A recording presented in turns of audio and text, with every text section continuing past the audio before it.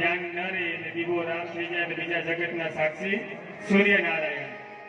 સૂર્યનારાયણ ભગવાન એવા દેવતા છે કે ક્યારે અસ્ત નથી થતા. એ આપણો ભ્રમ છે કે રાત થઈને ભગવાન સૂર્યનારાયણ અસ્ત થાય, પરંતુ એ ક્યારે અસ્ત થતા નથી. અને સૂર્યનારાયણ ભગવાનનો પરિવાર છે. એની પત્ની કોણ છે? રાંદલ માતાજી. રાંદલના લોટા કરીને આપણે કરી, એ રાંદલ છે એની પત્ની છે. અને શનિ મહારાજ છે ને, નવગ્રહમાંથી શનિ દેવતા એનો દીકરો છે. છતાં પણ ક્યારે સૂર્યનારાયણ ભગવાને સન્ડેના રજા રાખી નથી. 12 કલાક લાઈટ આપે છે, ત્યારે લાઈટ બિલ આવ્યું, ત્યાં લાઈટ બિલ ભરી જાજો. અને એ આવે તો આપણે ભરવામાં સમર્થ પણ નથી. પણ આપણે એમ કહેવાય છે કે મફતની વસ્તુ હોય એની કદર હોતી નથી. સૂર્યનારાયણ ભગવાન છે આરોગ્યના દાતા છે.